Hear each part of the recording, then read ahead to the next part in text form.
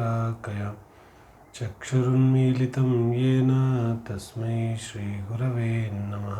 मङ्गलं भगवान् वीरो मङ्गलं गौतमो गणी मङ्गलं कुन्दकुन्दाद्यो जैनधर्मोऽस्तु मङ्गलं सर्वमङ्गलमाङ्गल्यं सर्वकल्याणकारकं प्रधानं सर्वधर्माणां जैनं जयतु शासनम्। श्रीमत्परमगम्भीरं स्याद्वादामोघलाञ्छनं जीयात्रैलोक्यनाथस्य शासनं जिनशासनं। ಕಳೆದ ಒಂದೆರಡು ದಿನಗಳಿಂದ ನಮ್ಮ ಚರ್ಚೆ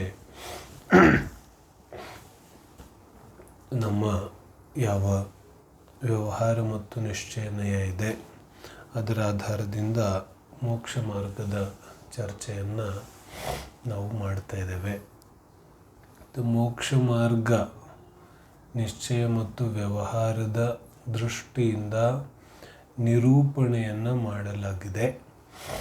ಇಷ್ಟು ದಿನ ನಾವು ಏನು ಚರ್ಚೆ ಮಾಡಿದ್ವಿ, ಯಾವ ಮೋಕ್ಷ ಮಾರ್ಗ ಇದೆ ಅದು ಎರಡು ಪ್ರಕಾರದ್ದಿಲ್ಲ. ಮೋಕ್ಷ ಮಾರ್ಗ ಧರ್ಮ ಪ್ರಕಟ ಮಾಡಿಕೊಳ್ಳುವಂತಹ ದಾರಿ ಅದು ಒಂದೇ ಪ್ರಕಾರದಿದೆ. ಆದರೆ ಆ ಧರ್ಮವನ್ನು ಪ್ರಕಟ ಮಾಡಿಕೊಳ್ಳುವಂತಹ ಯಾವ ದಾರಿ ಇದೆ ಅದನ್ನು ನಿರೂಪಣೆ ಅರ್ಥ ಆಗುತ್ತಲ್ಲ, ಅದರ ವಿವರಣೆ ಮಾಡ್ತಕ್ಕಂತಹ ಯಾವ ಪದ್ಧತಿ ಇದೆ ಅದು ಎರಡು ಪ್ರಕಾರದಿಂದ ಇದೆ. ಹಾಗೆ ನೋಡಿದ್ರೆ ಜಿನ್ವಾನಿಯಲ್ಲಿ ಅನೇಕ ನಯಗಳ ವರ್ಣನೆ ಇದೆ. ಮುಖ್ಯವಾಗಿ ನಿಶ್ಚಯನಯ, ವ್ಯವಹಾರನಯ ಅಥವಾ ದ್ರವ್ಯಾರ್ಥಿಕ ನಯ ಮತ್ತು ಪರ್ಯಾಯಾರ್ಥಿಕ ನಯದ ವರ್ಣನೆ ದೊರೆಯುತ್ತೆ. ಆದರೆ ಇನ್ನೂ ಅನೇಕ ನಯಗಳ ವರ್ಣನೆ ನಮಗೆ ಜಿನ್ವಾನಿಯಲ್ಲಿ ಸಿಗುತ್ತೆ. ಯಾವ ಪರಂಭಾವ ಪ್ರಕಾಶಕ ನಯಚಕ್ರ ಇತ್ಯಾದಿ ಇದೆ ಅದರ ಪ್ರಕಾರ ಯಾವ ಜಾವದಿಯ ವಯಣವಯ ತಾವದಿಯ ಚೇವ ಹೊಂತಿ ನಯವಾದ, ಅಂದರೆ ಎಷ್ಟು ಪ್ರಕಾರದ ವಚನಗಳಿದೆ ಅಷ್ಟು ಪ್ರಕಾರದ ನಯಗಳಿದೆ. अपन हिंदी में कहते हैं ना, जितनी मुँह उतनी बातें. तो मतलब हर एक आदमी अलग अलग प्रकार से बोलता है, अलग अलग प्रकार से बताता है. एक ही चीज़ को एक आदमी एक तरह से देखता है तो दूसरा व्यक्ति दूसरी तरह से देखता है. तो जो जिस तरीके से देखता है उसका वो नए हो जाता है ना.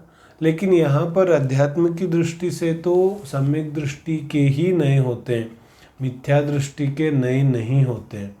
मतलब मिथ्या दृष्टि जो भी देखता है वो झूठी देखता है, वो वस्तु को जैसा है वैसा नहीं देखता. सम्यक दृष्टि ही है जो वस्तु को जैसा है वैसा देख पाता है. तो सम्यक दृष्ಟಿ ವಸ್ತುವನ್ನು ಸರಿಯಾಗಿ ನೋಡ್ತಾನೆ. तो सम्यक दृष्ಟಿ ವಸ್ತುವನ್ನು ಯಾವೆಲ್ಲ ದೃಷ್ಟಿಕೋನಗಳಿಂದ ನೋಡ್ತಾನೆ ಆ ಎಲ್ಲ ದೃಷ್ಟಿಕೋನಗಳಿಗೂ ಕೂಡ ನಯ ಅಂತ ಕರೀತಾರೆ.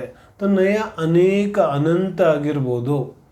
ಯಾಕಂದರೆ ನಯ ವಿವಕ್ಷೆಗಳು ಅಥವಾ ವಚನ ವ್ಯಾಪಾರಗಳು ಅನೇಕ ಪ್ರಕಾರದ ಸಂಖ್ಯಾತ ಪ್ರಕಾರದ ವಚನ ವ್ಯಾಪಾರಗಳಿರಲಿಕ್ಕೆ ಸಾಧ್ಯ ಇದೆ. ಹಾಗಾಗಿ ಅಷ್ಟು ನಯಗಳಿರಲಿಕ್ಕೂ ಸಾಧ್ಯ ಇದೆ. ಅಂದರೆ ಒಂದು ವಸ್ತುವನ್ನು ಅಷ್ಟು ಪ್ರಕಾರವಾಗಿ ನೋಡಲಿಕ್ಕೆ ಸಾಧ್ಯ ಇದೆ. तो ಜಿನ್ವಾನಿಯಲ್ಲಂತೂ ಬಹಳ ಸ್ಪಷ್ಟ ಇದೆ. ಒಂದು ಮುಖ್ಯ ವ್ಯವಹಾರ ನಿರೂಪಣಾ ಪದ್ಧತಿ ಇದೆ, ಇನ್ನೊಂದು ನಿಶ್ಚಯ ನಿರೂಪಣೆ ಪದ್ಧತಿ ಇದೆ. ಇದು ಮುಖ್ಯ ಇದೆ. ಆದರೆ ಮುಖ್ಯ ಈ ಎರಡೂ ನಿರೂಪಣಾ ಪದ್ಧತಿಯನ್ನು ಕೂಡ ನಾವು ಸ್ಪಷ್ಟವಾಗಿ ತಿಳ್ಕೊಳ್ಳದೇನೆ ಅನೇಕ ರೀತಿಯಾದಂತಹ ವಿವಾದಗಳಿಗೆ ಕಾರಣ ಆಗುತ್ತೆ. ಇತ್ತೀಚಿನ ನಮ್ಮ ಜೀವನದಲ್ಲಿ ಸಮಾಜದಲ್ಲಿ ಯಾವ ಅನೇಕ ರೀತಿಯಾದಂತಹ ವಾದ ವಿವಾದಗಳು ನೋಡಲಿಕ್ಕೆ ಸಿಗುತ್ತೆ. ಆ ವಾದ ವಿವಾದಗಳ ಮೂಲ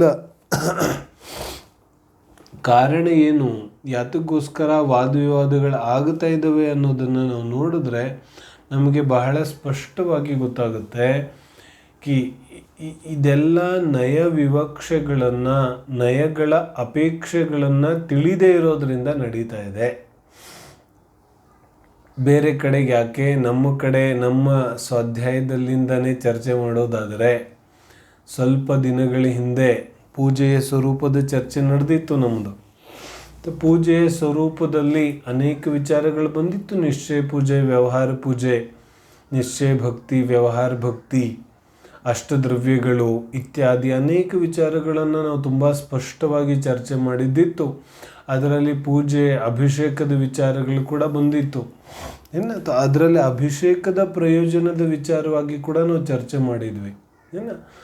ಅದರ ಅರ್ಥವನ್ನು ಯಾವ ರೀತಿಯಾಗಿ ಗ್ರಹಣೆ ಮಾಡೋದು, ಮುಖ್ಯವಾಗಿ ವ್ಯವಹಾರ ನಯದ ಅಪೇಕ್ಷೆಯಿಂದಂತೂ ನಮ್ಮೆಲ್ಲರಿಗೂ ಗೊತ್ತಿದೆ ವ್ಯವಹಾರ ನಯದಿಂದ ಏನು ಕಥನ ಇದೆ ಅಂತ.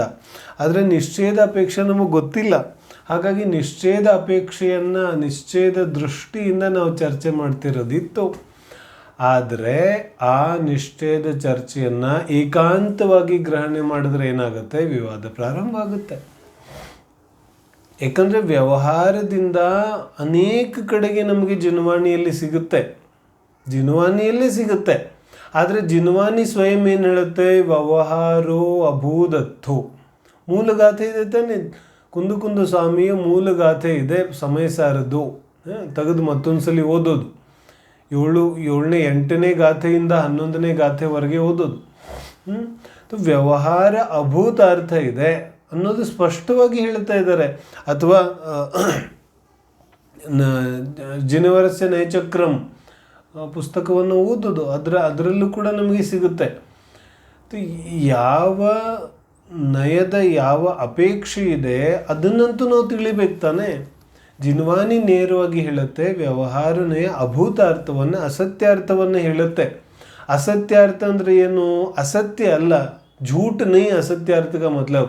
असत्यार्थ का मतलब जो सत्य नहीं है, मतलब ಯಾವುದು ವಾಸ್ತವಿಕತೆ ಇಲ್ಲ, ಅದರ ಉಪಚಾರದಿಂದ ಹೇಳ್ತಾರೆ. पंडित टोडरमल जी ने क्या परिभाषा बनाई व्यवहार नहीं की. व्यवहार नहीं किसको कहना, कि जो स्वद्रव्य परद्रव्य को किसी में मिलाकर और कारण कार्यादि को किसी में मिलाकर वर्णन उपचरित कथन करता है, उसको व्यवहार नहीं कहते. ಏನು ಹೇಳ್ತಾರೆ, ಸ್ವದ್ರವ್ಯ ಪರದ್ರವ್ಯ ಎರಡನ್ನು ಒಂದನ್ನು ಇನ್ನೊಂದರಲ್ಲಿ ಸೇರಿಸಿ ಮಿಶ್ರ ಮಾಡಿ ಒಂದು ಇನ್ನೊಂದರದಂತ ಹೇಳುವಂತಹ ಕೆಲಸ, ಉಪಚಾರದ ಕಥನವನ್ನು ಯಾರು ಮಾಡ್ತಾರೆ, ವ್ಯವಹಾರನೇ. ಅಂದರೆ ಜೀವ ಪುದ್ಗಲದನ್ನೋದು, ಪುದ್ಗಲ ಜೀವದನ್ನೋದು. ವಾಸ್ತವಿಕವಾಗಿ ಜೀವ ಇದೆ, ಪುದ್ಗಲ ಇದೆ, ಶರೀರ ಇದೆ, ಆತ್ಮ ಇದೆ. ಆದರೆ ಶರೀರಕ್ಕೂ ಕೂಡ ಆತ್ಮ ಅಂತ ಅಥವಾ ಜೀವ ಅಂತ ಕರೆಯೋದು ಇದು ವ್ಯವಹಾರನೇ, ಇದು ಕಥನ ಇದೆ. ಏನು ಮಾಡೋದು, ಶರೀರನೇ ಜೀವ ಅಂತ ತಿಳ್ಕೊಂಡು ಕೂತ್ಕೊಂಡ್ಬಿಡೋದು. ಕ್ಯಾ ಕರ್ನ ಬೋಲು, ಏನು ಮಾಡೋದು. ಷಟ್ಕಾಯ ಜೀವನ ಹನನತೆ ಸಬ್ ವಿಧಿದರವ ಹಿಂಸಾ ಟರಿ. ಷಟ್ಕಾಯ ಪ್ರಾಣಿ ಸಂಯಮ, ಇಂದ್ರಿಯ ಸಂಯಮ ಪಾಲನೆ ಮಾಡಬೇಕು. ಪ್ರಾಣಿ ಸಂಯಮ ಪಾಲನೆ ಹೆಂಗೆ ಮಾಡ್ತೀರಿ ಅಂದರೆ ಏಕೇಂದ್ರಿಯ ಜೀವಿಗಳು, ಪಂಚಸ್ಥಾವರ ಜೀವ್ ಅವ್ರ ತ್ರಸ್ ಜೀವಿಗಳ ಎಷ್ಟು ಘಾತ ಮಾಡಲಿಕ್ಕೆ ಕಡಿಮೆ ಆಗುತ್ತೆ ಅಷ್ಟು ಕಡಿಮೆ ಘಾತ ಮಾಡ್ತೀವಿ, ಆ ಮೂಲಕ ಸಂಯಮ ಪಾಲನೆ ಮಾಡ್ತೀವಿ. ಆತ್ಮ ಸಹಾಯತೆಯಲ್ಲಿ ಆತ್ಮ ಅಜರ ಅಮರ ಇದೆ. ಏನು ಮಾಡೋದೀಗ, ಈಗ ಯಾರ್ಯಾರ್ದು ಘಾತ ಮಾಡ್ತಾ ಇದ್ದಾರೆ, ಯಾರ್ಯಾರ್ದು ಸಂಯಮ ಮಾಡೋಕ್ಕೆ ಸಾಧ್ಯ ಇದೆ, ಯಾರ್ಯಾರನ್ನು ಬದುಕಿಸ್ಲಿಕ್ಕೆ ಸಾಧ್ಯ ಇದೆ. ಶರೀರ ಇದೆ, ಜೀವ ಅಜರ ಅಮರ ಇದೆ, ಶರೀರ ಪುದ್ಗಲ ಇದೆ. ಶರೀರದ ವಿಯೋಗ ಆದ ತಕ್ಷಣ ಜೀವ ಸತ್ತೋಯ್ತು ಅಂತ ಯಾಕೆ ಹೇಳ್ತಾರೆ? ಅರೆ ಎಲ್ಲ ವ್ಯವಹಾರದ ಕಥನ ಇದೆ, ಅದನ್ನು ಅದೇ ರೀತಿಯಾಗಿ ನಾವು ಗ್ರಹಣೆ ಮಾಡಬೇಕಾಗುತ್ತೆ. ಆದರೆ ಅದನ್ನೇ ಸತ್ಯ ಅಂತ ತಿಳ್ಕೊಂಡ್ರೆ ಏನಾಗುತ್ತೆ? ಶರೀರವನ್ನೇ ಜೀವ ಅಂತ ತಿಳ್ಕೊಂಡ್ರೆ ಏನಾಗುತ್ತೆ? ಹಾಗಾದ್ರೆ ಶರೀರ ಜೀವಿ ಇಲ್ವೇನೋ? ಇದೆಯಲ್ಲ, ವ್ಯವಹಾರ ನಯದಿಂದ ಶರೀರ ಜೀವ ಇದೆ. ವ್ಯವಹಾರ ನಯದಿಂದ ಶರೀರ ಜೀವ ಇದೆ, ಅದರ ಅರ್ಥ ನಿಜವಾಗ್ಲೂ ಶರೀರ ಜೀವ ಇಲ್ಲ. ಅರ್ಥ ಆಗ್ತಿದೆ ಏನು ಹೇಳ್ತಿದ್ದಾರೆ? ಆದರೆ ಇದು ಸಂಪೂರ್ಣವಾಗಿ ಅಸತ್ಯ ಇಲ್ಲ. ಸಂಪೂರ್ಣವಾಗಿ ಯಾಕೆ ಅಸತ್ಯ ಇಲ್ಲ? ಯಾವ ಶರೀರದ ಬಗ್ಗೆ ನಾವು ಮಾತಾಡ್ತಾ ಇದ್ದೇವೆ ಅದೇ ಶರೀರದಲ್ಲಿ ಆತ್ಮ ವಾಸ ಮಾಡ್ತಾ ಇದೆ. ಹಾಗಾಗಿ ಇದು ಅಸತ್ಯ ಇಲ್ಲ, ಆದರೆ ಸಂಪೂರ್ಣ ಸತ್ಯ ಕೂಡ ಇಲ್ಲ. ಆತ್ಮ ಅದೇ ಶರೀರದಲ್ಲಿ ವಾಸ ಮಾಡ್ತಾ ಇದ್ರೂ ಕೂಡ ಪ್ರತಿಯೊಂದು ಆತ್ಮ ತನ್ನ ಅಸಂಖ್ಯಾತ ಪ್ರದೇಶದಲ್ಲಿ ವಾಸ ಮಾಡುತ್ತೆ ಹೊರತು ಶರೀರದಲ್ಲಿ ಮಾಡೋದಿಲ್ಲ. ಇದು ಬಾಡಿಗೆ ಮನೆ ಇದೆ. ವ್ಯವಹಾರನೆಯದಿಂದ ಜಿನವಾನಿಯಲ್ಲಿ ಅನೇಕ ಕಡೆ ಚರಣಾನುಯೋಗ, ಸಂಪೂರ್ಣ ಚರಣಾನುಯೋಗದ ಎಲ್ಲ ಗ್ರಂಥಗಳಲ್ಲಿ ಶರೀರ ಆತ್ಮ ಅನ್ನುವಂತಹ ವರ್ಣನೆ ಬರುತ್ತೆ. ಇಲ್ಲಾಂದ್ರೆ ನಾವು ಸಂಯಮ ಪಾಲನೆ ಮಾಡಕ್ಕೆ ಹೇಗಾಗುತ್ತೆ ಬೋಲು? ರಾತ್ರಿ ಊಟ ಮಾಡಬಾರ್ದು. ಯಾವ ನಯದಿಂದ? ವ್ಯವಹಾರ ನಯದಿಂದ. ರಾತ್ರಿ ಭೋಜನದಿಂದ ಜೀವ ಹಿಂಸೆ ಆಗುತ್ತೆ. ರಾತ್ರಿ ಭೋಜನದಿಂದ ಜೀವ ಹಿಂಸೆ ಯಾವ ನಯದಿಂದ ಹೇಳಿದ್ರು? ವ್ಯವಹಾರ ನಯದಿಂದ. ಯಾಕಂದ್ರೆ ನಿಶ್ಚಯ ನಯದಿಂದ ಜೀವ ಅಜರ ಅಮರ ಇದೆ. ಶರೀರಕ್ಕೂ ಜೀವಕ್ಕೂ ಸಂಬಂಧನೇ ಇಲ್ಲ. ಶರೀರ ವಿಯೋಗ ಆದರೂ ಜೀವ ವಿಯೋಗ ಆಗೋದಿಲ್ಲ, ಜೀವ ಹಾಗೆ ಇರ್ತಾನೆ. ಸೊ ಕರ್ಣಾನುಯೋಗದ ಸಂಪೂರ್ಣ ಕಥನವನ್ನು ನಾವು ಮಿಥ್ಯಾ ಅಂತ ಹೇಳಬೇಕಾಗತ್ತೆ, ವ್ಯವಹಾರ ನಯವನ್ನು ಯಥಾವತ್ತಾಗಿ ನಾವು ಸ್ವೀಕಾರ ಮಾಡೋದಾದರೆ. ವ್ಯವಹಾರ ನಯ ವ್ಯವಹಾರಕ್ಕೋಸ್ಕರ ಇದೆ, ಅದನ್ನು ಅದೇ ರೀತಿಯಾಗಿ ತಗೋಬೇಕು. ಅಭಿಷೇಕದ ಪ್ರಯೋಜನ ವ್ಯವಹಾರ ನಯದಿಂದ ಅನೇಕ ರೀತಿಯಾಗಿ ವರ್ಣನೆ ಮಾಡ್ತಾರೆ. ಆ ರೀತಿಯಾಗಿ ಯಾವ ವ್ಯವಹಾರ ನಯದ ವರ್ಣನೆ ಇದೆ ಅದನ್ನು ಅದೇ ರೀತಿಯಾಗಿ ತಗೋಬೇಕಿದೆ. ಪೂಜೆಯಿಂದ ಷಡ್ಕರ್ಮಾಣಿ ದಿನೇ ದಿನೇ ದೇವ ಪೂಜಾ ಗುರುಪಾಸ್ತಿ ಸ್ವಾಧ್ಯಾಯ ಸಂಯಮ ತಪಃ ದಾನಂಚೇತಿ ಗೃಹಸ್ಥಾನಂ ಷಡ್ಕರ್ಮಾಣಿ ದಿನೇ ದಿನೇ. ಶ್ರಾವಕನ ಷಡ್ಕರ್ಮಗಳನ್ನು ಮಾಡೋದ್ರಿಂದ ಮೋಕ್ಷ ಪ್ರಾಪ್ತಿ ಆಗುತ್ತೆ. ಮೋಕ್ಷ ಪ್ರಾಪ್ತಿ ನಿಜವಾಗ್ಲೂ ಆಗುತ್ತೇನೋ? ವ್ಯವಹಾರದಿಂದ ಹೇಳಿದ್ದಾರೆ, ದೇವ ದರ್ಶನಕ್ಕೆ ಹೋಗಿ ನೀನು ದೇವ ದರ್ಶನದ ಮೂಲಕ ನಿನ್ನ ದರ್ಶನವನ್ನು ಮಾಡಿ ಸಮ್ಯಕ್ ದರ್ಶನ ಜ್ಞಾನ ಚಾರಿತ್ರವನ್ನು ಮಾಡಿಕೊಂಡು ಎಲ್ಲ ಕರ್ಮಗಳನ್ನು ನಾಶ ಮಾಡಿ ಸಂಪೂರ್ಣ ವಿತರ ಆಗುತ್ತೆ ಅನ್ನೋ ಪಡ್ಕೊಂಡ್ರೆ ನಿನಗೆ ಮೋಕ್ಷ ಆಗುತ್ತೆ. ಬರೀ ಷಟ್ಕರ್ಮ ಅಂತ ಬರೀ ಷಟ್ಕರ್ಮದಲ್ಲಿ ಅದರಲ್ಲಿಯೇ ಸಿಕ್ಕಾಕೊಂಡ್ಬಿಟ್ರೆ ರತ್ನತ್ರಯದ ಮೂಲಕ ಮೋಕ್ಷ ಪ್ರಾಪ್ತಿ ಹೇಗಾಗುತ್ತೆ? ರತ್ನತ್ರಯ ಪ್ರಾಪ್ತಿಗೋಸ್ಕರ ಇದೆಲ್ಲವೂ ಕೂಡ ನಿಮಿತ್ತ ಕಾರಣ ಇದೆ. ಏನು ಹೇಳ್ತಾರೆ? ರತ್ನತ್ರಯ ನಿಷ್ಠೆ ರತ್ನತ್ರಯ ಪ್ರಾಪ್ತಿಗೋಸ್ಕರ ಇದೆಲ್ಲ ಬಾಹ್ಯ ಕಾರಣಗಳು ನಿಮಿತ್ತ ಕಾರಣಗಳಿದೆ. ಹಾಗಾಗಿ ಅದಕ್ಕೂ ಕೂಡ ಕಾರಣ ಅಂತ ಕರೀತಾರೆ. ಆದರೆ ಅದನ್ನೇ ಹಿಡ್ಕೊಂಡು ಕೂತ್ಕೊಂಡ್ಬಿಟ್ರೆ ಜೀವ.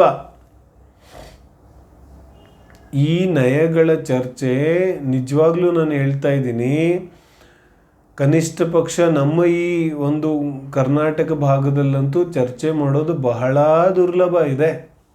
ಯಾರೂ ಇದನ್ನು ಚರ್ಚೆ ಮಾಡಲಿಕ್ಕೆ ಹೋಗೋದಿಲ್ಲ. ಈ ಸೂಕ್ಷ್ಮ ಕಥನಗಳು ಯಾರಿಗೆ ಬೇಕಾಗಿದೆ? ತಿಳ್ಕೊಂಡು ಯಾರು ಏನು ಮಾಡ್ಕೋಬೇಕಿದೆ? ಚರ್ಚೆನೇ ಇಲ್ಲ. ನಿಶ್ಚಯ ವ್ಯವಹಾರದ ಚರ್ಚೆ ಬಹಳ ಬಹಳ ಬಹಳ ದುರ್ಲಭ ಇದೆ. ಆದರೆ ನಯ ವಿವಕ್ಷಗಳನ್ನು ತಿಳ್ಕೊಳ್ಳದೇನೆ ನಾವು ಜಿನ್ವಾನಿಯನ್ನು ಸರಿಯಾಗಿ ಸಂತುಲಿತವಾಗಿ ಅರ್ಥ ಮಾಡ್ಕೊಳ್ಳಿಕ್ಕೆ ಸಾಧ್ಯವೇ ಇಲ್ಲ. ಯಾಕಂದರೆ ಸಂಪೂರ್ಣ ಜಿನ್ವಾನಿ ಸ್ಯಾತ್ಪದಾಂಕಿತ ಸಾಧುವಾದ ದೃಷ್ಟಿಯಿಂದ ಬರೆಯಲಾಗಿದೆ.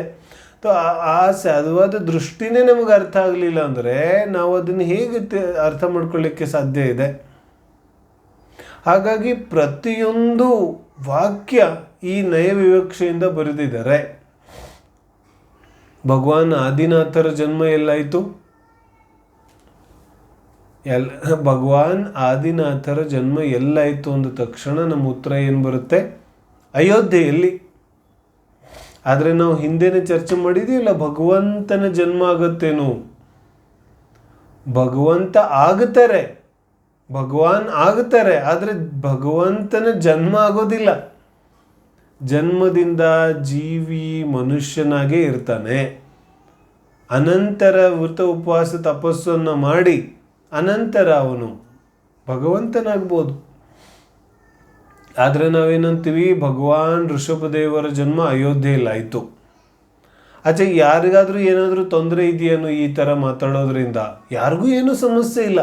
ಎಲ್ಲರಿಗೂ ಗೊತ್ತಿದೆ ಭಗವಾನ್ ಜನ್ಮ ಆಗಿರಲಿಲ್ಲ, ಬಾಲಕ ಋಷಭದೇವನ ಜನ್ಮ ಆಗಿತ್ತು. ವ್ಯವಹಾರ ನಯದಿಂದ ಇದೆ. ಆಚೆ ಜಿನಮಂದಿರದಲ್ಲಿ ಯಾವ ಜಿನಬಿಂಬ ಇದೆ, ಅದು ಯಾವ ಜಿನಬಿಂಬ ಇದೆ? ಮೈಸೂರ ನಮ್ಮ ಕೋಟೆ ಬಸ್ತಿ ಇದೆ. ಕೋಟೆ ಬಸ್ತಿಯಲ್ಲಿ ಯಾವ ಭಗವಂತರಿದ್ದಾರೆ? ಥಟ್ ಅಂತ ನಾವೇನು ಹೇಳ್ತೀವಿ? ಶಾಂತಿನಾಥ ಭಗವಂತರಿದ್ದಾರೆ. ನಿಜವಾಗ್ಲೂ ಶಾಂತಿನಾಥ ಭಗವಂತರಿದ್ದಾರೇನೋ? ಅರೆ, ಶಾಂತಿನಾಥ ತೀರ್ಥಂಕರರ ಯಾವ ಗುಣಗಳಿದೆ ಅವುಗಳನ್ನು ನಿಕ್ಷೇಪ ಮಾಡಿ ಅಲ್ಲಿ ಸ್ಥಾಪನೆ ಮಾಡಿರೋದ್ರಿಂದ ವ್ಯವಹಾರ ನಯದಿಂದ ಆ ಮೂರ್ತಿಗೆ ಶಾಂತಿನಾಥ ತೀರ್ಥಂಕರರು ಅಂತ ನಾವು ಕರಿತೇವೆ. ಆದರೆ ಯಾರಿಗೆ ಸಮಸ್ಯೆ ಇದೆ? ಆದರೆ ಅದನ್ನೇ ನಾವು ಸತ್ಯ ಅಂತ ತಿಳ್ಕೊಂಡು ಕೂತ್ಕೊಂಡ್ಬಿಟ್ರೆ, ಅರೆ ಶಾಂತಿನಾಥ ತೀರ್ಥಂಕರ್ ಸಿದ್ಧ ಶಿಲೆಯಲ್ಲಿ ಸಿದ್ಧಾವಸ್ಥೆಯಲ್ಲಿದ್ದಾರೆ, ನಾವಿಲ್ಲಿ ಸ್ಥಾಪನೆ ಮಾಡಿರೋದು ಅರ್ಹಂತವಸ್ಥೆ ಮೂರ್ತಿ ಇದೆ.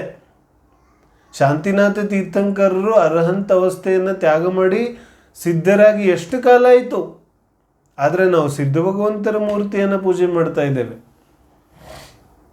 ಹಾಗಾದರೆ ಯಾವ ಜಿನಬಿಂಬ ಇದೆ ಅದು ಸಿದ್ಧ ಒಂದು ಸ್ವರೂಪದ್ದಲ್ಲ. ಆ ಜಿನಬಿಂಬ ಅರ್ಹಂತವಸ್ಥೆಯ ಜಿನಬಿಂಬ ಇದೆ. ಪೂಜ್ಯತೆ ಅಪೂಜ್ಯತೆ ಪ್ರಶ್ನೆನೇ ಇಲ್ಲ. ಪೂಜ್ಯ ಇದೆ, 100% ಪೂಜ್ಯ ಮೂರ್ತಿ ಇದೆ. ಆದರೆ ಯಾವ ನಯದಿಂದ? ವ್ಯವಹಾರ ನಯದಿಂದ. ಕ್ಷಣಿಕ ರಾಜ ಎಲ್ಲಿದ್ದಾನೆ? ನರಕದಲ್ಲಿದ್ದಾನೆ. ಮತ್ತು ನಾವು ಪೂಜೆ ಮಾಡುವಾಗ ಭೂತ್ಕಾಲ್, ಭವಿಷ್ಯತ್ ಕಾಲ್, ವರ್ತಮಾನ ಕಾಲ್ 24ಗಳಿಗೆ ಪೂಜೆ ಮಾಡ್ತೇವೆ, ಅರ್ಘ್ಯ ಅರ್ಪಣೆ ಮಾಡ್ತೇವೆ. ಭವಿಷ್ಯತ್ ಕಾಲೀನ 24 ತೀರ್ಥಂಕರರಿಗೆ ಅರ್ಘ್ಯಂ ನಿರುಪಾಮಿತಿ ಸ್ವಾಹ ಅಂದಾಗ ಯಾರ್ಯಾರು ಬಂದರು?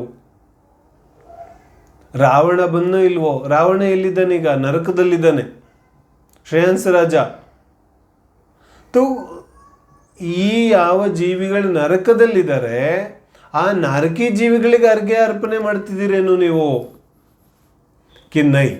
ನಾವು ಭವಿಷ್ಯತ್ ಕಾಲೀನ ನೈಗಮನಯದ ಅಪೇಕ್ಷೆಯಿಂದ ಈ ತೀರ್ಥಂಕರರಿಗೆ ತೀರ್ಥಂಕರ ಅಂತ ತಿಳ್ಕೊಂಡು ಅರ್ಘ್ಯ ಅರ್ಪಣೆ ಮಾಡ್ತಿದ್ದೇವೆ. ಆ ನರಕಿ ಜೀವಿಗೆ ಅರ್ಘ್ಯ ಅರ್ಪಣೆ ಮಾಡ್ತಾ ಇಲ್ಲ. ಆದರೆ ನಯ ವಿವಕ್ಷೆಯನ್ನು ನಾವು ತಿಳ್ಕೋಬೇಕಾಗುತ್ತೆ. ಈ ನಯದ ವಿವಕ್ಷೆ ಇಲ್ಲದೆ ಹೋದರೆ ಎಲ್ಲ ಅಸತ್ಯ ಆಗುತ್ತೆ.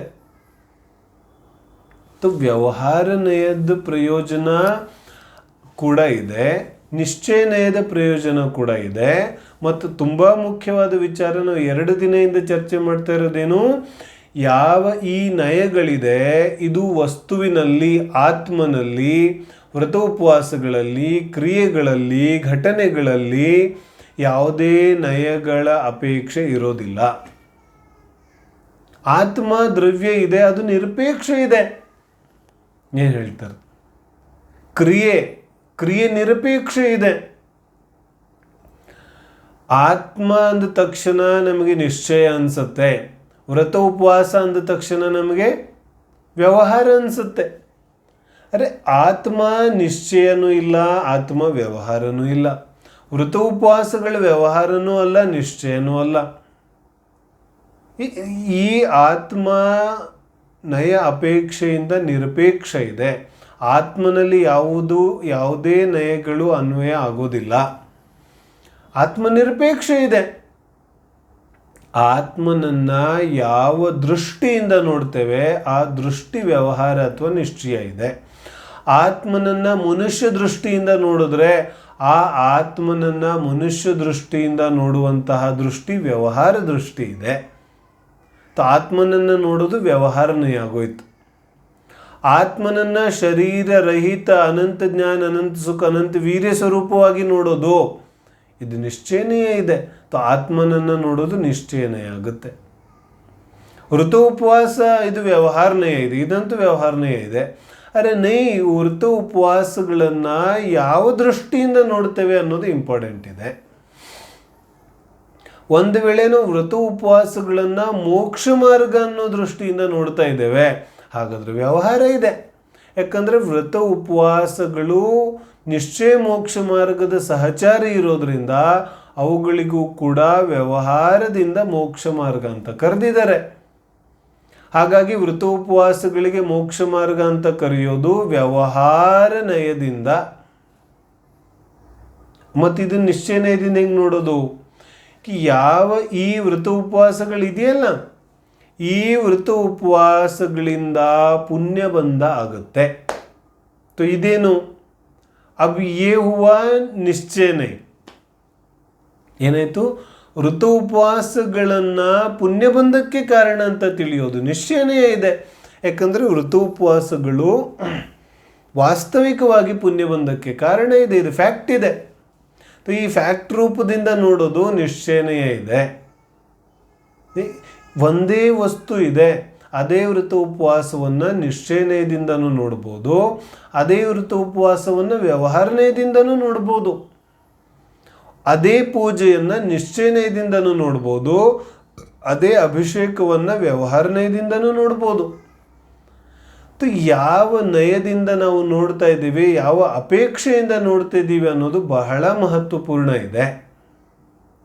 ಮತ್ತು ನಿನ್ನೆ ನಾವು ಇದನ್ನು ಚರ್ಚೆ ಮಾಡಿದ್ದೇವೆ.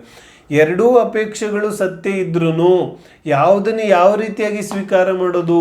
ವ್ಯವಹಾರವನ್ನು ವ್ಯವಹಾರ ರೀತಿಯಾಗಿ ಸ್ವೀಕಾರ ಮಾಡೋದು, ನಿಶ್ಚಯವನ್ನು ನಿಶ್ಚಯ ರೀತಿಯಾಗಿ ಸ್ವೀಕಾರ ಮಾಡೋದು. ಏನು ಸಮಸ್ಯೆ ಇದೆ? ವ್ಯವಹಾರ ವಾಸ್ತವಿಕವಾದ ಸತ್ಯ ಅಲ್ಲ. ನಮ್ಮ ಮನೆಗೆ ಅತಿಥಿಗಳು ಬಂದರು, ನಾವು ನಿಮ್ಮದೇ ಮನೆ ಅಂತ ತಿಳ್ಕೊಳ್ಳಿ ಅಂತ ಹೇಳಿದ್ವಿ, ಕೋಯಿ ಸಮಸ್ಯೆ ನಯ್ಯೇ. ಆದರೆ ಮನೆಯಲ್ಲಿರೋ ಇಬ್ಬರು ಮಕ್ಕಳು ಜಗಳಾಡಿಗೆ ಶುರು ಮಾಡಿದ್ರೆ ಅಪ್ಪನ ಜೊತೆಗೆ, ಇನ್ನು ನಮ್ಮದೇ ಭಾಗ ಇಲ್ಲ, ಇದ್ಯಾರೋ ಹೊಸಬ್ರು ಯಾರೋ ಬಂದಿದ್ದಾರೆ ಅಂತ. ಲೇಕಿನ್ ऐसा होता नहीं है, ಕ್ಯೂಂಕಿ ವ್ಯವಹಾರದ ಭಾಷೆ ಎಲ್ಲರಿಗೂ ಗೊತ್ತಿದೆ, ವ್ಯವಹಾರದಿಂದ ಹೇಳುತ್ತಿದ್ದಾರೆ ಅಂತ ಎಲ್ಲರಿಗೂ ಗೊತ್ತಿದೆ. ಹಾಗಾಗಿ ಯಾವುದೇ ರೀತಿಯಾದ ವಿವಾದಗಳು ಆಗೋದೇ ಇಲ್ಲ. ವಿವಾದಗಳು ಯಾವಾಗುತ್ತೆ? ಯಾವಾಗ ನಮಗೆ ವ್ಯವಹಾರದ ಭಾಷೆ ಅರ್ಥ ಆಗೋದಿಲ್ಲ. ಮತ್ತು ಈ ವ್ಯವಹಾರದಲ್ಲೂ ಕೂಡ ಅನೇಕ ಹಂತಗಳಿದೆ. ಅನೇಕ ಹಂತಗಳಂದರೆ ಅನೇಕ ವ್ಯವಹಾರ ನಯದ ಅನೇಕ ಭೇದಗಳಿದೆ. ಅನೇಕ ರೀತಿಯಾಗಿ ವ್ಯವಹಾರವನ್ನು ನೋಡ್ಬೋದು. ಒಂದು ತುಂಬ ಸ್ಥೂಲ ವ್ಯವಹಾರ ಇದ್ದರೆ ಒಂದು ತುಂಬ ಸೂಕ್ಷ್ಮ ವ್ಯವಹಾರ ಇದೆ. ಸ್ಥೂಲ ವ್ಯವಹಾರದ ಅಪೇಕ್ಷೆಯಿಂದ ಸೂಕ್ಷ್ಮ ವ್ಯವಹಾರ ಒಳ್ಳೆಯದಿದೆ, ಅರ್ಥ ಆಗುತ್ತೆ. ನಾವು ಭಾರತ ದೇಶದಲ್ಲಿ ಇದ್ದೀವಿ. ನಾವು ಭಾರತ ದೇಶದಲ್ಲಿ ಇರೋದ್ರಿಂದ ನಾವೇನು ಹೇಳ್ತೀವಿ? ಭಾರತ ನಮ್ಮದು. ಏನು ಹಿಂದೂಸ್ತಾನ್ ಕಿಸ್ಕಾ कि हिंदुस्तान हमारा. अब बोलो इसमें कितना सच है? ಭಾರತ ನಮ್ಮದು, ಇದರಲ್ಲಿ ಎಷ್ಟು ಸತ್ಯ ಇದೆ? ಸತ್ಯ ಇದೆ ಬಿಲ್ಕುಲ್. ಏನ ನೆಕ್ಸ್ಟ್ ವಾಕ್ಯ ಏನು ಹೇಳಿದ್ರು? ಕರ್ನಾಟಕ ನಮ್ಮದು. अब दोनों में डिफरेंस आ गया ना, एक तरफ भारत हमारा, एक तरफ कर्नाटक हमारा. अब क्या हुआ? ಭಾರತ ನಮ್ಮದು ಅನ್ನೋ ಅಪೇಕ್ಷೆಗಿಂತ ಕರ್ನಾಟಕ ನಮ್ಮದು ಅನ್ನೋ ಅಪೇಕ್ಷೆ ಸ್ವಲ್ಪ ನಿಕಟ ಇದೆ, ಸ್ವಲ್ಪ ಹತ್ತಿರ ಇದೆ, ಸ್ವಲ್ಪ ಸನಿಹ ಇದೆ, ಅರ್ಥ ಆಗತ್ತೆ. ನೆಕ್ಸ್ಟ್ ಏನು ಹೇಳಿದ್ರು? ಮೈಸೂರು ನಮ್ಮದು. अब क्या हुआ? ಯಾರು ಎಲ್ಲೆಲ್ಲಿದ್ದಾರೆ ಆ ಊರನ್ನು ನಮ್ಮದು ಅಂತ ಹೇಳ್ತೇವೆ. ಮೈಸೂರವ್ರು ಮೈಸೂರು ನಮ್ಮದು ಅಂತಾರೆ, ವಯನಾಡವ್ರು ವಯನಾಡು ನಮ್ಮದು ಅಂತಾರೆ, ಬೆಳಗಾವಿಯವ್ರು ಬೆಳಗಾವಿ ನಮ್ಮದು ಅಂತಾರೆ. ಏನಾಗೋಯ್ತು? ಈಗ ಇನ್ನೂ ನಿಕಟ ಆಗೋಯ್ತು, ಇನ್ನೂ ಸನಿಹ ಆಗೋಯ್ತು ಕಿ ಮೈಸೂರು ನಮ್ಮದು. ಮತ್ತೇನು ಹೇಳಿದ್ರು? ನೆಕ್ಸ್ಟ್ ಏನು ಹೇಳಿದ್ರು? ವಿಜಯನಗರ ನಮ್ಮದು. ಅವ್ರವ್ರ ಕಾಲೋನಿ, ಇದು ಯಾವ ಏರಿಯಾ ಇದು? ಇದು ನಮ್ಮದು ವಿಜಯನಗರ. ವಿಜಯನಗರ ನಮ್ಮದು ಬಲ್ಲ. ಇದರಲ್ಲಿ ಸತ್ಯ ಇದೆಯೋ ಇಲ್ವೋ? ಇದರಲ್ಲೂ ಸತ್ಯ ಇದೆ. ಮತ್ತು ನೆಕ್ಸ್ಟ್ ಏನಂದ್ರು? ಈ ನಮ್ಮ ಮನೆ, ಈ ಮನೆ ನಮ್ಮದು. ಇದನ್ನು ಇನ್ನೂ ನಿಕಟ ಆಗೋಯ್ತು, ಇನ್ನೂ ಸನಿಹ ಆಗೋಯ್ತು. ಯಾವ ಮನೆ ನೆಕ್ಸ್ಟು? ಯಾರ ಹೆಸರಲ್ಲಿ ರಿಜಿಸ್ಟರ್ಡ್ ಆಗಿದೆ ಅವರು ಹೇಳೋದು ಇದು ನನ್ನ ಮನೆ. ಇದು ಇನ್ನೂ ನಿಕಟ ಆಗೋಯ್ತು. ಏನು ಹೇಳ್ತಾರೆ?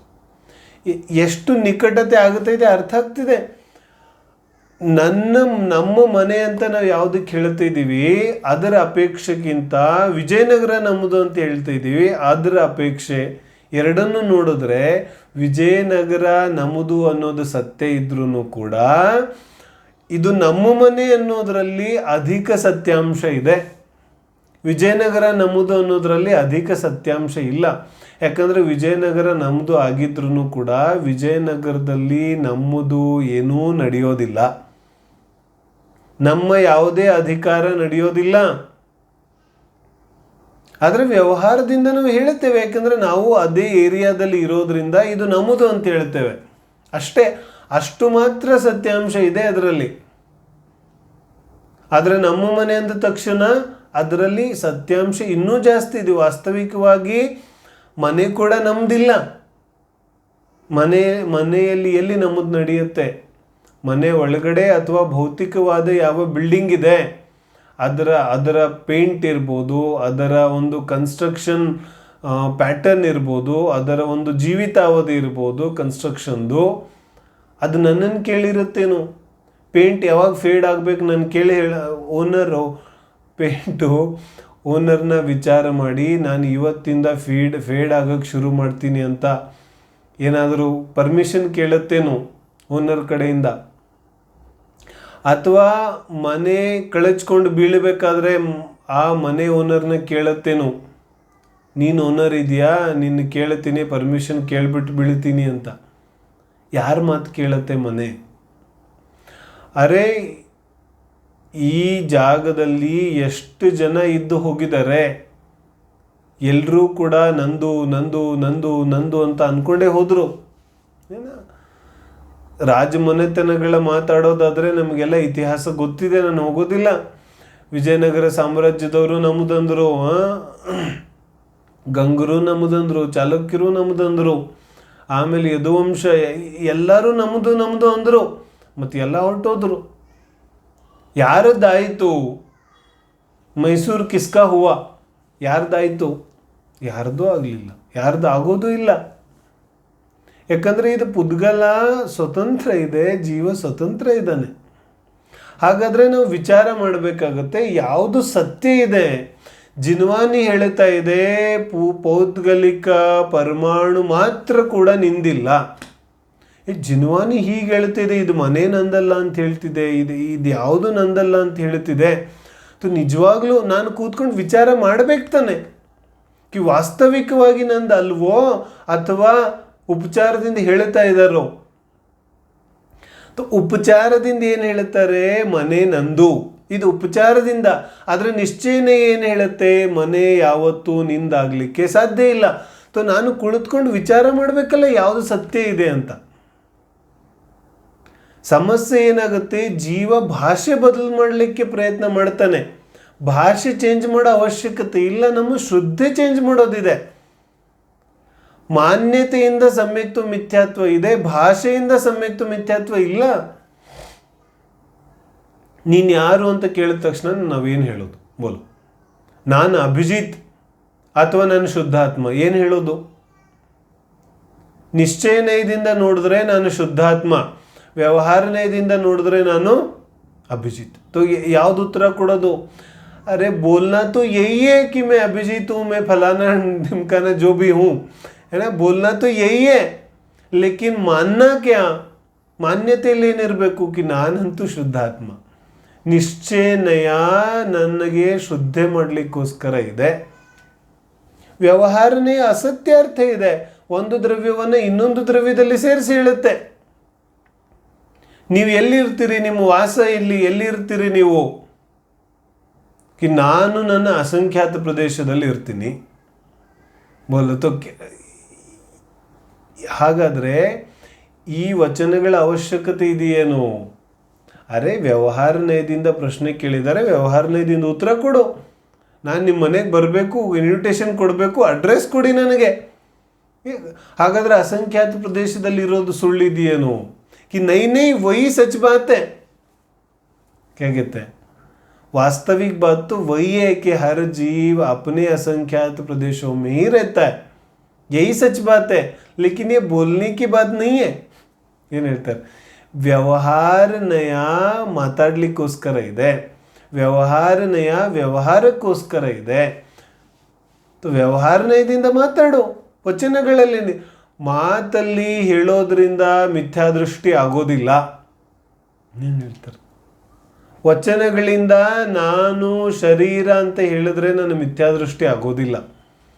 ಈ ಮನೆ अच्छा भरत चक्रवर्ती क्षायिक सम्यक दृष्टि थे ना, जन्म से सम्यक दृष्टि.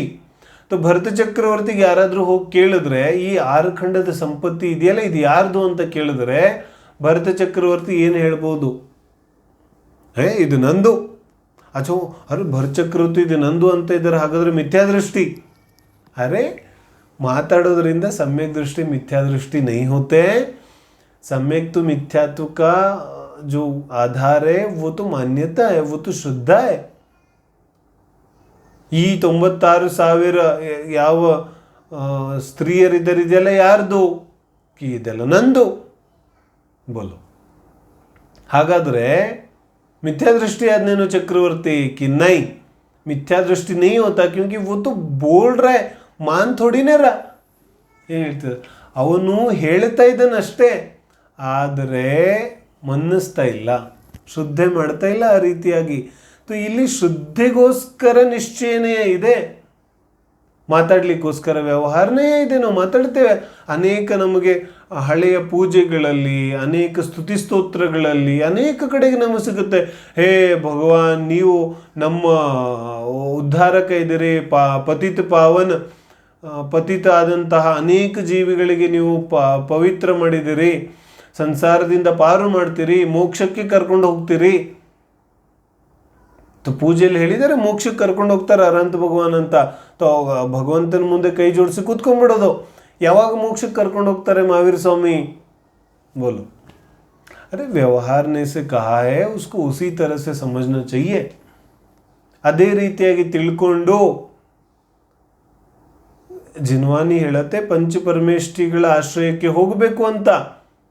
तो ಕಷ್ಟ ಬಂದಿದೆ, ನಾನು ಪಂಚಪರಮೇಷ್ಠಿ ಆಶ್ರಯಕ್ಕೆ ಹೋಗ್ಬಿಟ್ಟೆ, ಮತ್ತೆ ಈಗೇನು ಹೇಳ್ತೀನಿ, ನನಗಿನ್ಯಾವುದೇ ಭಯ ಇಲ್ಲ, ನನಗೆ ಯಾರೂ ಏನೂ ಮಾಡ್ಲಿಕ್ಕೆ ಸಾಧ್ಯ ಇಲ್ಲ, ಯಾಕಂದರೆ ನಾನು ಪಂಚಪರಮೇಷ್ಠಿಗಳ ಶರಣದಲ್ಲಿ ಬಂದಿದ್ದೀನಿ. ಬೋಲೋ ಕ್ಯಾ ಹೋಗ? ಅರೆ ಪಂಚಪರಮೇಷ್ಠಿಗಳ ಶರಣದಲ್ಲಿ ಬರುವುದು ಅಂದರೆ ಪಂಚಪರಮೇಷ್ಠಿಗಳೇ ಹೇಳಿರುವಂತಹ ಮಾರ್ಗದಲ್ಲಿ ನೀನೂ ಕೂಡ ನಡೆಯೋದು.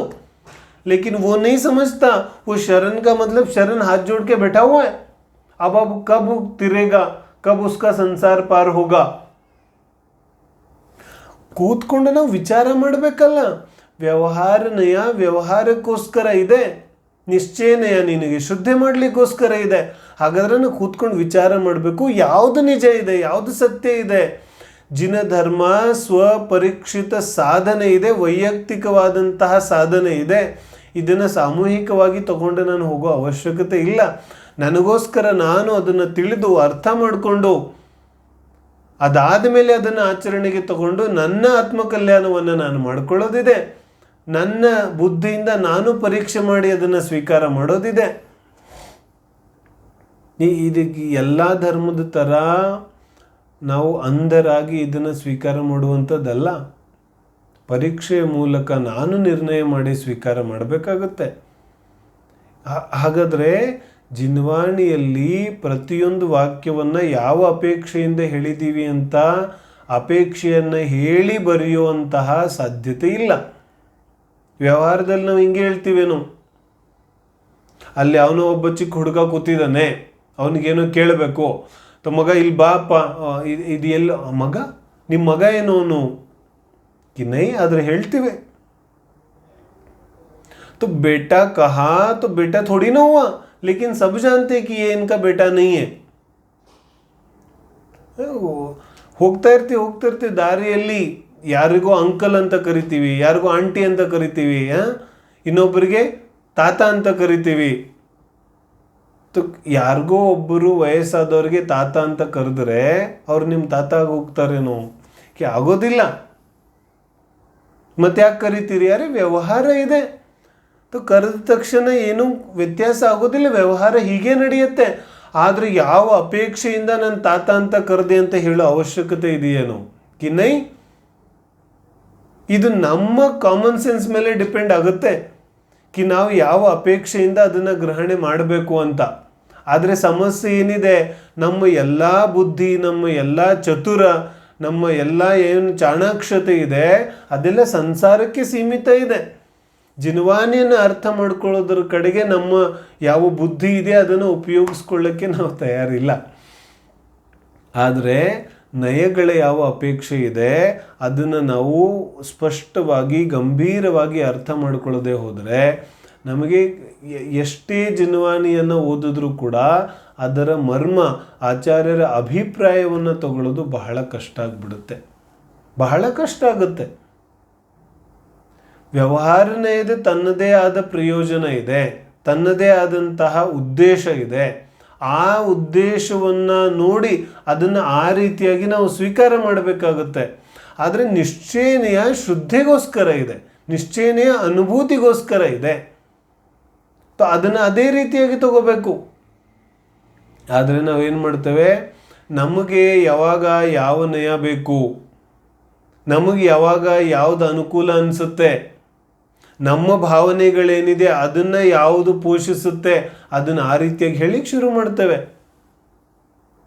ಹೀಗಾಗತ್ತೂ ಇಲ್ವೋ ಕೂತ್ಕೊಂಡು ಸಮಾಧಾನವಾಗಿ ವಿಚಾರ ಮಾಡೋದು. ನಾನು ಪುನಃ ಡಿಸ್ಕ್ಲೇಮರ್ ಕೊಡೋದಿಲ್ಲ ಕಿ ಇದನ್ನು ನಾನೇನು ಹೇಳ್ತಾ ಇಲ್ಲ, ಜಿನ್ವಾನಿ ವಿಚಾರವನ್ನು ಹೇಳ್ತಾ ಇದ್ದೀನಿ ಅಂತ. ನಾನು ಕೇವಲ ಒಬ್ಬ ಮೀಡಿಯೇಟ್ರ್ ಇದ್ದೀನಿ ಅಷ್ಟೇ. ನನ್ನ ವಿಚಾರವನ್ನು ನಾನೇನು ಹೇಳ್ತಾ ಇಲ್ಲ. ಜಿನ್ವಾನಿ ಪರಮ ಪೂರ್ಣವೀತರಾಗಿ ಅರ್ಹಂತ ಪರಮೇಷ್ಠಿಯ ವಾಣಿಯ ಬಗ್ಗೆ ನಾವು ಚರ್ಚೆ ಮಾಡ್ತಾ ಇದ್ದೇವೆ. ಅರ್ಹಂತ ಪರಮೇಷ್ಠಿ ಏನು ಹೇಳ್ತಾ ಇದ್ದಾರೆ, ಜೀವ ತನ್ನ ಒಂದು ಯಾವ ಭಾವನೆಗಳಿದೆ ಅದಕ್ಕೆ ತಕ್ಕಂತೆ ಅದನ್ನು ಓದುವಂತಹ ಆಸೆ ಇವನದ್ದಿದೆ. ಜಿನ್ವಾನಿ ಓದಿದ್ರು ಇವನಿಗೆ ಬೇಕಾದಾಗೆ, ಇವನ ಯಾವ ವಿಷಯ, ಯಾವ ಆಸೆ, ಆಕಾಂಕ್ಷೆ, ಪ್ರಸಿದ್ಧಿ ಇತ್ಯಾದಿಗಳ ಯಾವ ಇವನ ಒಂದು ಪ್ರಯೋಜನ ಇದೆ ಅದು ಯಾವ ರೀತಿಯಾಗಿ ಸಿದ್ಧವಾಗುತ್ತೆ ಆ ರೀತಿಯಾಗಿ ಜಿನ್ವಾಣಿಯ ವಿಚಾರಗಳನ್ನು ಪ್ರಸ್ತುತಪಡಿಸೋದು. ಆದರೆ ಆ ಪ್ರತ್ಯೇಕವಾದ ಸಂದರ್ಭ ಯಾವ ಸಂದರ್ಭದಲ್ಲಿ ಬಂದಿದೆ, ಆ ವಿಷಯ ಯಾವ ಸಂದರ್ಭದಲ್ಲಿ ಬಂದಿದೆ, ಹಿಂದಿನ ವಿಚಾರ ಏನಿದೆ, ಮುಂದಿನ ವಿಚಾರ ಏನಿದೆ, ಆ ಪರ್ಟಿಕ್ಯುಲರ್ ಸಂದರ್ಭವನ್ನು ತಗೊಂಡು ಆಗ ನಾವು ಅರ್ಥವನ್ನು ತಗೊಳ್ಳಿಕ್ಕೆ ಸಾಧ್ಯ ಇದೆಯೇ ಹೊರತು ಅನ್ಯ ಪ್ರಕಾರವಾಗಿ ಅರ್ಥವನ್ನು ಶಬ್ದಗಳಿಂದ ತಗೊಳ್ಳೋದು ಅಸಾಧ್ಯ ಇದೆ. ಯಾಕಂದರೆ ಶಬ್ದಗಳಲ್ಲಿ ಅರ್ಥವೇ ಇಲ್ಲ. ಏನು ಹೇಳ್ತಿದ್ದಾರೆ, ಅರ್ಥ ಶಬ್ದಗಳಲ್ಲಿಲ್ಲ, ಅರ್ಥ ಪ್ರಕರಣದಲ್ಲಿದೆ, ಅರ್ಥ ಸಂದರ್ಭದಲ್ಲಿದೆ. ಅರ್ಥ ಪ್ರಕರಣದಲ್ಲಿ ಸಂದರ್ಭಗಳಲ್ಲಿ ಮಾತ್ರ ಇದೆ, ಶಬ್ದಗಳಲ್ಲಿ ಅರ್ಥ ಇಲ್ಲ. ಹಾಗಾಗಿ ನಾವು ಆ ಸಂದರ್ಭಕ್ಕೆ ತಕ್ಕಂಗೆ ಅದರ ಅರ್ಥವನ್ನು ತಗೋಬೇಕಾಗುತ್ತೆ. ಸಂಸಾರದಲ್ಲಿ ಎಷ್ಟು ವಿಚಾರಗಳು ಹೀಗೆ ಬರುತ್ತೆ, ಯಾವೆಲ್ಲ ರೀತಿಯಾಗಿ ಅಮ್ಮ ಮಗುಗೆ ನೀನು ಲೇಟಾಗಿ ಬಂದಿದ್ದಾನೆ ಮನೆಗೆ, ನೀನು ಮನೆಗೆ ಬರಬೇಡ, ಇನ್ಯಾವತ್ತೂ ಮನೆಗೆ ಬರಬೇಡ, ನೀನು ಹೊರಟೋಗ್ಬಿಡು ನೀನು ಅಂತ ಬಾಗಿಲೇ ತೆಗಿಯೋದಿಲ್ಲ ಅಮ್ಮ. बोलो अब आना ही नहीं, तो तुझे देर से आने के लिए मना किया था, फिर भी देर से आया है, तो चला जा, तू मत आ, तू घर ही नहीं आ, जा, तू जहाँ पर जाना है जा, चले जा, ಒಳಗೆ ಬರಬೇಡ ನೀನು ಅಂತ ಅಮ್ಮ ಬಾಗಿಲು ಮುಚ್ಕೊಂಡು ಹೊರಟೋದ್ಲು ಒಳಗಡೆ. ಮಗ ಇನ್ನೂ ಹೊರಗಡೆನೆ ನಿಂತಿದ್ದಾನೆ. ಇನ್ನೇನು ಅಮ್ಮ ಹೇಳಿದ್ಲು ತಾನೆ ಹೊರಟೋಗು ನೀನು ಅಂತ, ಇನ್ನೇನಕ್ಕೆ ನಿಂತಿದ್ದಾನೆ ಇವನು? ಅರೆ ಸಂದರ್ಭ ಗೊತ್ತಿದೆ ಅವನಿಗೆ, ನಾನು ಲೇಟಾಗಿ ಬಂದಿದ್ದೀನಿ, ಅಮ್ಮ ಕೋಪ ಮಾಡ್ಕೊಂಡಿದ್ದಾರೆ, ಕೋಪ ಸಮಾಧಾನ ಆಗಲಿಕ್ಕೆ ಸ್ವಲ್ಪ ಸಮಯ ಬೇಕು, ಹಾಗಾಗಿ ನಾನು ಇಲ್ಲೇ ನಿಂತು ಅಮ್ಮನ ಕೋಪ ಸಮಾಧಾನ ಆಗೋವರೆಗೆ ಇಲ್ಲೇ ನಿಲ್ಲಬೇಕು ಅನ್ನೋದು ಗೊತ್ತಿದೆ ಅವನಿಗೆ. ತಾವನು ಹೋಗಂದ ತಕ್ಷಣ ಹೋಗೋದಿಲ್ಲ. ಅಮ್ಮ ಬಾಯಿ ಬಿಟ್ಟು ಹೇಳ್ತಿದ್ದಾಳೆ ತಾನೆ ಹೋಗು ಅಂತ, ಮತ್ತ್ಯಾಕೆ ಹೋಗುತ್ತಿಲ್ಲ? ಅರೆ ಬಾಯಿ ಬಿಟ್ಟು ಹೋಗು ಅಂತ ಹೇಳ್ತಾ ಇದ್ರು ಆ ಹೋಗು ಅನ್ನೋ ಶಬ್ದಗಳ ಅರ್ಥ ಹೋಗು ಅಲ್ಲ. बोलो क्या कहते हैं, चला जा कह रही है अम्मा, लेकिन उन शब्दों का अर्थ जाने के लिए नहीं कह रही है वो. तो क्या कह रही है, ये वो सिर्फ गुस्सा है. ಅರ್ಥ ಆಗ್ತಿದೆ? तो ಸಂದರ್ಭದಲ್ಲಿ ಅರ್ಥ ಇದೆ, ಅರ್ಥ ಶಬ್ದಗಳಲ್ಲಿಲ್ಲ. ಯಾವ ಸಂದರ್ಭದಲ್ಲಿ ಆ ವಾಕ್ಯ, ಆ ಸಂದರ್ಭ, ಆ ವಿವರಣೆ ಯಾವುದರಲ್ಲಿ ಬಂದಿದೆ. ಹೀಗಾಗಿ ಯಾವ ನಯಗಳ ಒಂದು ವರ್ಣನೆ ಇದೆ, ನಯಗಳ ಒಂದು ವಿಕಲ್ಪ ಇದೆ, ಅದು ಆ ದೃಷ್ಟಿಯಿಂದನೇ ಅರ್ಥ ಮಾಡ್ಕೋಬೇಕಾಗುತ್ತೆ. ವ್ಯವಹಾರ ದೃಷ್ಟಿಯಿಂದ ಇದೆ, ನಿಶ್ಚಯ ದೃಷ್ಟಿಯಿಂದ ಇದೆ. ಹಿಂದೆ ನಾವು ಎಷ್ಟು ಚರ್ಚೆಗಳನ್ನು ಮಾಡ್ಕೊಂಬಂದಿದ್ದೇವೆ. ಅರ್ಹಂತ ಪರಮೇಷ್ಠಿ, ಸಿದ್ಧ ಪಂಚಪರಮೇಷ್ಠಿಗಳ ಯಾವ ಮೂಲಗುಣಗಳಿದೆ, ಮೂಲಗುಣಗಳಲ್ಲಿ ಅರ್ಹಂತ ಪರಮೇಷ್ಠಿಯ ಮೂಲಗುಣಗಳು, ಸಿದ್ಧ ಪರಮೇಷ್ಠಿಯ ಮೂಲಗುಣಗಳು. ಮೂಲ ಆತ್ಮಿಕ ಗುಣಗಳಂತೂ 4 ಇದೆ ಮುಖ್ಯವಾಗಿ. ಅನಂತ ದರ್ಶನ್, ಜ್ಞಾನ, ಸುಖ, ವೀರ್ಯ. ಆದರೆ ಇನ್ನೂ ಅನೇಕ ಹೇಳ್ತಿದ್ದಾರೆ, 46 ಹೇಳ್ತಿದ್ದಾರೆ. ಅದು ಎಲ್ಲಿಂದ ಇದೆ? ವ್ಯವಹಾರ ನಯದಿಂದ ಮೂಲಗುಣಗಳನ್ನು ಹೇಳಿದರೆ, ನಿಶ್ಚಯ ನಯದಿಂದ ತಿಳ್ಕೋಬೇಡ ಹೇಳ್ತಾರೆ. ಯಾವ ಪ್ರಥಮಾನಿಯೋಗದ ಕಥೆಗಳಿದೆ ಅದೆಲ್ಲ ವ್ಯವಹಾರ ನಯದ ಕಥನ ಇದೆ. ಶ್ರೀಕೃಷ್ಣ, ಭರತ, ಬಾಹುಬಲಿ, ಭರತ ಚಕ್ರವರ್ತಿ, ಬಾಹುಬಲಿ, ಋಷಭದೇವ, ಎಷ್ಟೆಲ್ಲ ಪಾತ್ರಗಳು ಬಂದಿದೆ. ಎಲ್ಲ ಪಾತ್ರಗಳ ವರ್ಣನೆ ವ್ಯವಹಾರ ನಯದಿಂದ. ರಾಜ ಋಷಭದೇವನ ಬಗ್ಗೆನೇ ಮಾತಾಡಿದ್ರು, ಅಥವಾ ಭರತ ಚಕ್ರವರ್ತಿ ಬಗ್ಗೆನೇ ಮಾತಾಡಿದ್ರು, ರಾಜ ಋಷಭದೇವನಿಗೆ ಎಷ್ಟು ಜನ ಪತ್ನಿಯರಿದ್ರು? ಭಗವಂತನ ಬಗ್ಗೆ ಅಂತೂ ಮಾತಾಡ್ತಿಲ್ಲ. ರಾಜ ಋಷಭದೇವನಿಗೆ ಎಷ್ಟು ಜನ ಪತ್ನಿಯರಿದ್ರು? ಇಬ್ಬರಿದ್ರು. ಏನ್ ಹೆಸರು? ನಂದ, ಸುನಂದ. ಮಕ್ಕಳು ಎಷ್ಟಿದ್ರು? 101 ಮಕ್ಕಳು, 2 ಪುತ್ರಿಯರು. ಇದು ನಿಜನೋ ಸುಳ್ಳು? ಏನು ಹೇಳ್ತಾರೆ? ಇದರಲ್ಲಿ ಏನು ಸುಳ್ಳಿದೆ? ಇದರಲ್ಲಿ ಏನು ಸತ್ಯ ಇದೆ? ಇದು ಸತ್ಯ ಇದೆ. ಸತ್ಯ ಇದೆ ಯಾವ ನಯದಿಂದ? ವ್ಯವಹಾರ ನಯದಿಂದ. ನಿಶ್ಚಯ ನಯದಿಂದಂತೂ ಯಾವುದೇ ಜೀವಿಗೆ ಯಾವುದೇ ಸಂಯೋಗಗಳಾಗೋದೇ ಇಲ್ಲ. ಜೀವಿಗೆ ಸ್ತ್ರೀ, ಪುತ್ರ, ಮಿತ್ರ ಯಾರೂ ಇರೋದೇ ಇಲ್ಲ. ಈ ಎತ್ತಣಿಚ್ಛೆಗದೋ ಸಮೋ ಸಂವತ್ತ ಸುಂದರೋಲೋಯೇ. ಆತ್ಮ ಅಂತೂ ಏಕತ್ವ, ಅನಾದಿ ಕಾಲದಿಂದ ಆತ್ಮ ಏಕತ್ವ ನಿಶ್ಚಿತಗತ ಆತ್ಮ ಇದ್ದಾನೆ. ಆತ್ಮ ಒಬ್ಬಂಟಿದ್ದಾನೆ ಅನಾದಿ ಕಾಲದಿಂದ. ಹಾಗಾದ್ರೆ ಇದು ಸತ್ಯ ಇದೆಯೋ ಅಥವಾ ಸ್ತ್ರೀ ಪುತ್ರರಿರೋದು ಸತ್ಯ ಇದೆಯೋ? ಎರಡೂ ಸತ್ಯ ಇದೆ. ಆದರೆ ಸ್ತ್ರೀ ಪುತ್ರರಿರೋದು ವ್ಯವಹಾರ ಸತ್ಯ ಇದೆ. ಇಲ್ಲದೇ ಇರೋದು ಏಕತ್ವಪನ, ಅದು ನಿಶ್ಚಯ ಸತ್ಯ ಇದೆ. ಆದರೆ ನಿಶ್ಚಯ ಸತ್ಯವನ್ನು ತಿಳ್ಕೊಂಡು ನಮಗೆ ದುಃಖ ಆಗ್ಲಿಕ್ಕೆ ಶುರು, ಏಕತ್ವ ಒಬ್ಬನೇ ಇದ್ದೀನಿ ನಾನು, ಒಬ್ಬನೇ, ದುಃಖ ಆಗ್ಲಿಕ್ಕೆ ಶುರು ಆಗುತ್ತೆ. ದುಃಖ ನೈ, ಈ ವಾಸ್ತವಿಕತೆ. ನನ್ನ ಶರೀರದಲ್ಲಿ ಏನಾದರೂ ರೋಗ ಆಯಿತು ಅಂದರೆ ಅದನ್ನು ಅನುಭವಿಸ್ಲಿಕ್ಕೆ ಯಾರು ಬರ್ತಾರೆ? ಇದು ವ್ಯಾವಹಾರಿಕ ವಿಚಾರ ಇದೆ. ಯಾರು ಬರ್ತಾರೆ ಅದನ್ನು ಅನುಭವಿಸ್ಲಿಕ್ಕೆ? ನನ್ನ ಶಾರೀರಿಕ ದುಃಖವನ್ನು ನಾನೇ ಅನುಭವಿಸ್ಬೇಕು ತಾನೆ. ಏಕತ್ವ, ನಾನು ಒಬ್ಬನೇ ಇದ್ದೇನೆ, ನಾನೇ ಅನುಭವಿಸ್ಬೇಕು. ಸ್ತ್ರೀನೂ ಬರ್ಲಿಕ್ಕೆ ಸಾಧ್ಯ ಇಲ್ಲ, ಪುತ್ರನೂ ಬರಲಿಕ್ಕೆ ಸಾಧ್ಯ ಇಲ್ಲ, ಯಾರೂ ಬರ್ಲಿಕ್ಕೆ ಸಾಧ್ಯ ಇಲ್ಲ. ಈ ಏಕತ್ವ, ಯಾವ ಆತ್ಮನ ಏಕತ್ವತೆ ಇದೆ, ಇದು ಫ್ಯಾಕ್ಟ್ ಇದೆ, ಇದು ಸತ್ಯ ಇದೆ, ಶಾಶ್ವತ ಸತ್ಯ ಇದೆ. ಹಾಗಾಗಿ ಇದು ನಿಶ್ಚಯನೇ ಇದು ಕಥನ ಇದೆ. ಆದರೆ ಆತ್ಮನಿಗೆ ಸ್ತ್ರೀ, ಪುತ್ರ, ಮಿತ್ರ ಎಲ್ಲ ಇದ್ದಾರೆ ಅಂತ ಹೇಳೋದು ವ್ಯವಹಾರನೇ ಇದು ಕಥನ ಇದೆ. ಇದಕ್ಕಿಂತ ಸೂಕ್ಷ್ಮ ವ್ಯವಹಾರ ಏನಾಗುತ್ತೆ? ಈಗ ಮನೆ ನಮ್ಮದು ಅಂತ ಹೇಳಿದ್ವಲ್ಲ, ವಿಜಯನಗರಕ್ಕಿಂತ ಮನೆ ನಮ್ಮದು. ಮನೆ ನಮ್ಮದು ಯಾವ ಮನೆ ಅಂತ ಹೇಳ್ತಾರೆ? ಈ ಶರೀರ ಇದಿದೆಯಲ್ಲ, ಈ ಮನೆ ನಂದು. ಇದು ಭೌತಿಕ ಮನೆಗಿಂತ ಸ್ವಲ್ಪ ನಿಕಟ ಆಯಿತು, ಅದಕ್ಕಿಂತ ನಿಕಟ ಆಯಿತು. ಶರೀರ ನಂದು ಅಂತ ಹೇಳುತ್ತಿದ್ದಾನೆ, ಅದಕ್ಕಿಂತ ನಿಕಟ ವ್ಯವಹಾರ ಆಯಿತು. ಮನೆ ನಂದು ಅನ್ನುವಂತಹ ಯಾವ ವ್ಯವಹಾರ ಇದೆ, ಅದಕ್ಕಿಂತ ಒಳ್ಳೆಯ ವ್ಯವಹಾರ ಶರೀರ ನಂದು ಅಂತ. ಹೀಗೆ ಹೇಳಿದ ತಕ್ಷಣ ಪುನಃ ನಾವು ವಿವಾದಕ್ಕೆ ಅರೆ ಶರೀರ ನಂದು ಅಂತ ಹೇಳೋದು ಒಳ್ಳೇದು ಅಂತ ಹೇಳ್ತಿದ್ದಾರೆ. ಅರೆ ಯಾವ ದೃಷ್ಟಿಯಿಂದ? ಮನೆ ನಂದು ಅಂತ ಯಾವ ಹೇಳ್ತಾ ಇದ್ದಾನೆ, ಆ ವ್ಯವಹಾರಕ್ಕಿಂತ ಶರೀರ ನಂದು ಅನ್ನತಕ್ಕಂಥ ವ್ಯವಹಾರ ಉತ್ತಮ ಇದೆ, ಒಳ್ಳೇದಿದೆ. ಆದರೆ ಶರೀರ ಕೂಡ ನಂದಲ್ಲ, ಬಾಡಿಗೆ ಮನೆ ಇದೆ. ಈ ಬಾಡಿಗೆ ಮನೆಗೆ ಆಯಸ್ಸು ಕರ್ಮ ಇಲ್ಲಿ ತನಕ ಬಾಡಿಗೆ ಕಟ್ತಾ ಇರುತ್ತೆ, ಅಲ್ಲಿ ತನಕ ಇದು ಇರುತ್ತೆ. ಯಾವಾಗ ಆಯು ಕರ್ಮ ಬಾಡಿಗೆ ಕಟ್ಟೋದನ್ನು ಬಿಡುತ್ತೆ, ಆಗ ಈ ಶರೀರ ಕೂಡ ಆತ್ಮನನ್ನು ಬಿಟ್ಟು ಹೋಗುತ್ತೆ. ಹಾಗಾದರೆ ಇದರಿಂದ ಏನು ಸಿದ್ಧ ಆಗ್ತಾ ಇದೆ, ಏನು ಗೊತ್ತಾಗ್ತಾ ಇದೆ ನಮಗೆ? ವಾಸ್ತವಿಕವಾಗಿ ಅಂತೂ ಶರೀರ ನಂದಲ್ಲ, ಆ ವ್ಯವಹಾರನಯದಿಂದ ಶರೀರ ನಂದು ಅಂತ ಹೇಳಿದ್ರು. ನಿಶ್ಚಯನಯದಿಂದಂತೂ ನಾನು ಒಂದು ಶುದ್ಧ ಆತ್ಮ, ಚಿನ್ಮಾತ್ರ ಜ್ಯೋತಿ ಪುಂಜ, ಅನಾದಿ ನಿಧನ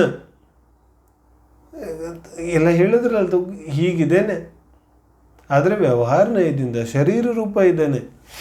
ಈ ರೀತಿಯಾಗಿ ನಿಶ್ಚಯನಯ ವ್ಯವಹಾರನಯದ ಯಾವ ಒಂದು ಸೂಕ್ಷ್ಮತೆ ಇದೆ, ಇದು ಬಹಳ ವಿಸ್ತೃತವಾದ ವಿಚಾರ ಇದೆ. ಆದರೂ ಕೂಡ ಇದರ ಯಾವ ಸೂಕ್ಷ್ಮತೆ ಇದೆ ಅದನ್ನು ನಾವು ಹಿಡ್ಕೊಂಡು ಜಿನ್ವಾನಿಯನ್ನು ಅಭ್ಯಾಸ ಮಾಡೋ ಪ್ರಯತ್ನವನ್ನು ಮಾಡಬೇಕು.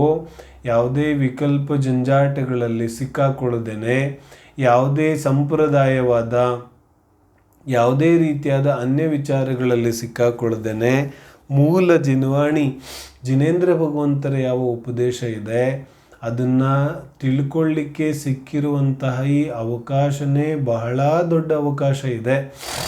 ನಾನು ಹೇಳ್ತೀನಲ್ಲ, ಚಿಂತಾಮಣಿ ರತ್ನ